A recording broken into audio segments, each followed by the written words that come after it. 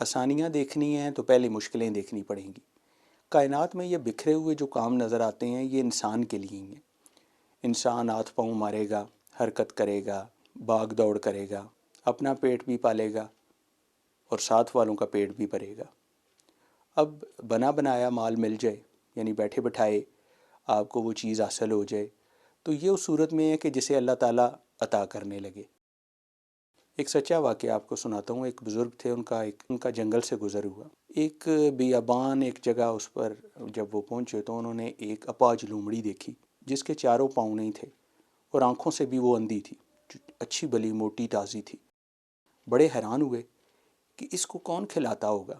ابھی یہ سوچ ہی رہے تھے تو زمین ایک جگہ سے تھوڑی سی کھلی تو اس میں سے ایک شہد کا پیالہ اور ایک دودھ کا پیالہ نمودار ہوا۔ اب یہ بزرگ سوچنے لگے کو کھلائے گا کون؟ یہ تو ابھی یہ سوچ ہی رہے تھے تو ایک نورانی چہرے والے ایک بزرگ پہاڑ سے اترے۔ وہ آئے، انہوں نے وہ پیالے اٹھائے اور اس اپاج لومڑی کو کھلائے۔ کھلانے کے بعد وہ واپس پہاڑوں کی طرف چل پڑے۔ جب ان بزرگ نے یہ منظر دیکھا تو وہ ان کے ساتھ ہو لیے۔ انہوں نے ان سے پوچھا کہ آپ کون ہیں؟ تو انہوں نے کہا کہ میں اللہ تعالیٰ کا مقرر کیا ہوا ایک فرشتہ ہوں جس کے ذمے اس اپاج لومڑی کو کھانا پلانا ہے۔ وہ بزرگ، نورانی چہرے والے بزرگ تو چلے گئے۔ یہ بزرگ سوچنے لگے کہ مجھے بھی اب یہیں قیام کرنا چاہیے۔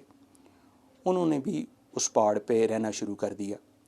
اب وہ تقریباً 7 دن عبادت میں مشغول رہے، عبادت کرتے رہے، لیکن کوئی کھانے پینے کا سامان نہ ہو سکا۔ 7 دنوں بعد جب ان کی حالت کافی غیر ہو گئی بھوک اور پیاس کی وجہ سے، تو انہوں نے اللہ تعالیٰ سے عرض کیا، یا مجھے کچھ کھانے کے لیے عطا فرما یا میری روح قبض کر لے۔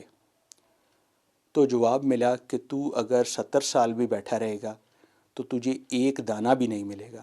تیری روزی چلنے پھرنے میں لکھی ہوئی ہے، تو جا اور جا کے روزی چلنے پھرنے میں کما، تو اپنی روزی چلنے پھرنے میں حاصل کر، پھر تجھے تیرا رزق عطا کیا جائے گا۔ خود بھی کھا اور محتاجوں کو بھی کھلا۔ یہ بات پھر بزرگ سمجھ گئے، وہ فوراً پہاڑ سے اتر آئے، کمانے لگے اور ساتھ محتاجوں کو بھی کھلانے لگے۔ تو اس سے ہمیں یہ سبق ملتا ہے کہ کچھ لوگوں کی روزی روٹی چلنے پھرنے میں لکھی ہوتی ہے۔ ہم کہتے ہیں جی وہ بندہ بہت دور چلا گیا، اس ملک چلا گیا، اور پھر یہ بھی کہتے ہیں ساتھ کہ اس کا دانہ پانی۔ یہ وہی بات ہے کہ اس کا دانہ پانی ادھر لکھا ہوتا ہے، صرف توکل کر کے بیٹھے رہنا، انتظار کرتے رہنا، اور اوپر سے ملے گا، عطا ہوگا۔ یہ دنیا اسباب کی دنیا ہے، اس میں آپ رزق تلاش کرنے نکلیں، اس کے حصے کا اسے ضرور ملے گا۔